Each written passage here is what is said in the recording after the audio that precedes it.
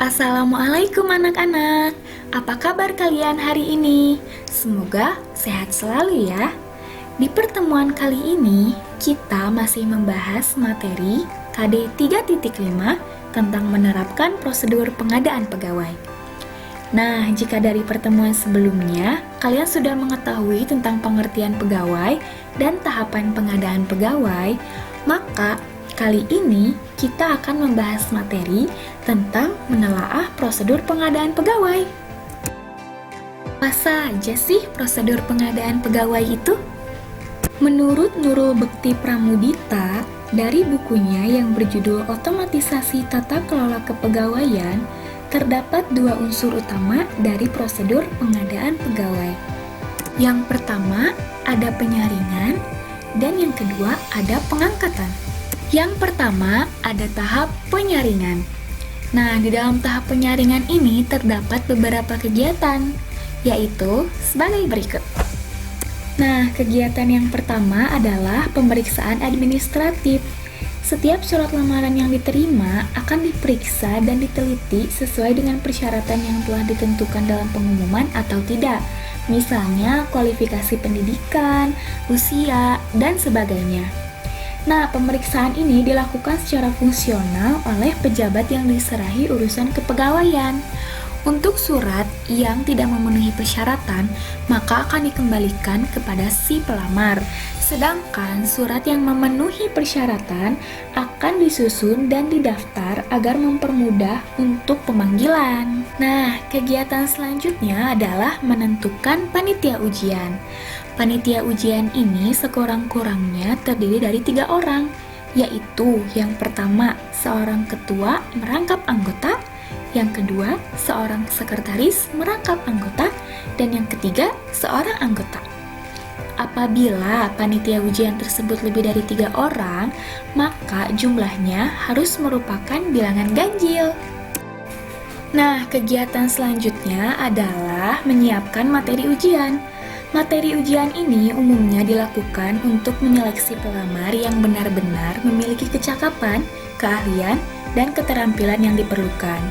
Adapun materi ujian tersebut meliputi yang pertama, tes kompetensi. Materi tes kompetensi disesuaikan dengan kebutuhan persyaratan jabatan. Dan yang kedua ada psikotes. Penyelenggaraan psikotes disesuaikan dengan kebutuhan persyaratan jabatan dan kemampuan instansi masing-masing. Kegiatan selanjutnya dari penyaringan adalah pemanggilan pelamar. Pelamar yang memenuhi syarat dipanggil secara tertulis untuk mengikuti ujian penyaringan. Dalam surat pemanggilan pengumuman dicantumkan informasi-informasi penting antara lain nomor ujian, waktu dan tempat ujian, serta hal-hal lain yang diperlukan. Untuk menghindari keterlambatan atau tidak diterimanya surat panggilan tersebut, panitia seleksi dapat melakukan pemanggilan melalui pengumuman pada media massa atau media lain yang tersedia. Kegiatan selanjutnya adalah mengadakan ujian. Ujian ini bisa dilaksanakan secara tertulis, lisan, atau juga dengan ujian keterampilan. Nah, untuk ujian tertulis yang disertai dengan tes lisan ini merupakan salah satu usaha untuk meyakinkan hasil ujian tertulis apakah si pelamar ini memiliki kecakapan sesuai dengan ujian tertulisnya atau tidak. Nah, untuk ujian keterampilan ini biasanya dilakukan oleh lowongan-lowongan pekerjaan tertentu. Nah, selanjutnya pemeriksa atau penguji. Pemeriksa atau penguji itu sekurang-kurangnya harus ada 2 orang. Kenapa? Karena jika ujian dilaksanakan secara tertulis, maka akan ada 2 orang pemeriksa dengan 2 jawaban yang mungkin saja berbeda. Nah, 2 jawaban yang berbeda ini bisa dirata-ratakan dan hasilnya akan menjadi hasil dari tes si pelamar tersebut. Lalu, kegiatan selanjutnya adalah pengumuman pelamar yang diterima. Pejabat pembina kepegawaian telah menerima daftar nama dan nomor serta nilai peserta dari panitia ujian. Menetapkan pelamar yang dinyatakan diterima berdasarkan urutan nilai tertinggi sesuai dengan jumlah lowongan dan kualifikasi pendidikan yang tersedia. Pejabat pembina kepegawaian atau pejabat lain yang ditunjuk mengumumkan nomor peserta ujian yang ditetapkan diterima melalui media massa atau dalam bentuk lainnya. Dalam pengumuman dan surat pemberitahuan tersebut diinformasikan kapan, di mana, kepada pejabat mana, dan batas waktu untuk melapor bagi pelamar yang diterima. Apabila pelamar yang dipanggil sampai batas waktu yang ditentukan tidak melapor, maka dianggap mengundurkan diri. Batas waktu untuk melapor sekurang-kurangnya 14 hari kerja terhitung mulai tanggal dikirimkan surat pemberitahuan tersebut. Nah, setelah tahap pertama dari prosedur pengadaan pegawai yaitu penyaringan selesai, maka tahap selanjutnya adalah pengangkatan. Kegiatan pertama ada pengangkatan sebagai calon pegawai negeri sipil. Nah, kegiatan pertama dari pengangkatan sebagai CPNS adalah pelamar yang telah diterima wajib melengkapi dan menyerahkan kelengkapan administrasi kepada pejabat pembina kepegawaian atau yang ditunjuk. Yang kedua, apabila salah satu syarat tidak dipenuhi, maka yang bersangkutan tidak dapat diangkat sebagai calon pegawai negeri sipil. Kegiatan ketiga, pejabat pembina kepegawaian pusat atau daerah menyampaikan daftar pelamar yang dinyatakan lulus ujian penyaringan dan ditetapkan diterima untuk diangkat sebagai calon pegawai negeri sipil kepada Kepala Badan Kepegawaian Negara untuk mendapat nomor identitas pegawai negeri sipil. Kegiatan keempat, Kepala Badan Kepegawaian Negara memberikan nomor identitas pegawai negeri sipil bagi yang memenuhi syarat. Sedangkan yang tidak memenuhi syarat tidak diberikan nomor identitas pegawai dan berkasnya dikembalikan kepada pejabat pembina kepegawaian yang bersangkutan.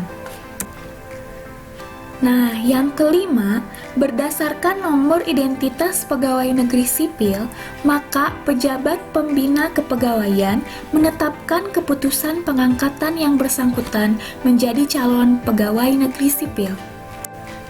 Kegiatan yang keenam, pengangkatan calon pegawai negeri sipil dilakukan dalam tahun anggaran berjalan dan penetapannya tidak boleh berlaku surut. Yang dimaksud dengan tahun anggaran yang berjalan yaitu berdasarkan formasi yang ditetapkan tahun anggaran yang bersangkutan. Penetapan berlakunya pengangkatan calon pegawai negeri sipil pada bulan berjalan yang bersangkutan tersebut, yaitu pada tanggal 1 bulan berikutnya setelah pemberian NIP. Yang ketujuh, dalam hal pemberian NIP dilakukan pada bulan terakhir tahun anggaran berjalan, maka pengangkatan sebagai calon pegawai negeri sipil berlaku mulai tanggal 1 bulan terakhir tahun anggaran yang bersangkutan.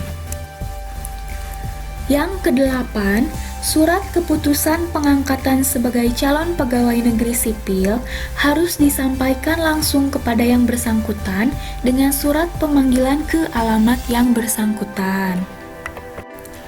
Yang kesembilan, penyampaian surat keputusan pengangkatan calon pegawai negeri sipil harus disertai dengan bukti tanda terima yang bersangkutan.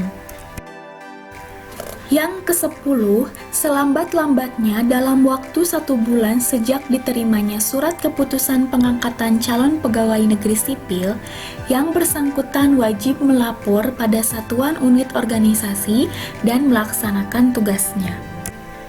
Proses selanjutnya setelah pengangkatan sebagai calon pegawai negeri sipil adalah masa percobaan. Yang pertama, masa selama menjadi calon pegawai negeri sipil merupakan masa percobaan. Lamanya masa percobaan adalah sekurang-kurangnya 1 tahun dan paling lama 2 tahun. Yang kedua, masa percobaan tersebut dihitung sejak tanggal yang bersangkutan diangkat sebagai calon pegawai negeri sipil. Setelah menyelesaikan masa percobaan, maka masuk ke proses pengangkatan menjadi pegawai negeri sipil. Yang pertama, calon pegawai negeri sipil yang telah menjalankan masa percobaan dapat diangkat menjadi pegawai negeri sipil dalam jabatan dan pangkat tertentu dengan keputusan pejabat pembina kepegawaian. Yang kedua, pengangkatan calon pegawai negeri sipil menjadi pegawai negeri sipil ditetapkan apabila telah memenuhi syarat. Yang pertama, setiap unsur penilaian prestasi kerja atau daftar penilaian pelaksanaan pekerjaan DP3 sekurang-kurangnya bernilai baik. Yang kedua, telah memenuhi syarat kesehatan jasmani dan rohani untuk diangkat menjadi pegawai negeri sipil. Yang ketiga, telah lulus pendidikan dan pelatihan penjabatan. Nah, yang ketiga ada pemberian jabatan. Calon pegawai negeri sipil yang memenuhi syarat untuk diangkat menjadi PNS diberikan pangkat sebagai berikut. Nah, bisa dibaca ya di bawah.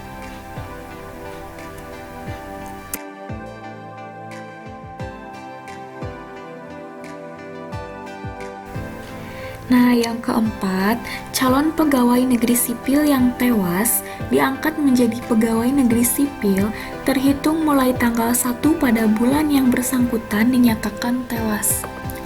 Nah, yang kelima, calon pegawai negeri sipil yang cacat karena dinas yang oleh tim penguji kesehatan dinyatakan tidak dapat bekerja lagi dalam semua jabatan negeri, diangkat menjadi pegawai negeri sipil terhitung mulai tanggal 1 pada bulan ditetapkannya surat keterangan tim penguji kesehatan. Yang keenam, calon pegawai negeri sipil setelah diangkat menjadi pegawai negeri sipil diberhentikan dengan hormat sebagai pegawai negeri sipil dan diberikan hak-hak kepegawaian dengan peraturan perundang-undangan yang berlaku. Yang ketujuh, pengangkatan menjadi pegawai negeri sipil bagi CPNS yang tewas atau cacat karena dinas ditetapkan dengan keputusan A. Kepala Badan Kepegawaian Negara atau Kepala Kantor Regional Badan Kepegawaian Negara bagi CPNS. B. Pejabat Pembina Kepegawaian Daerah Provinsi atau Kabupaten atau Kota bagi calon pegawai negeri sipil daerah setelah mendapat pertimbangan teknis dari Kepala Kantor Regional Badan Kepegawaian Negara.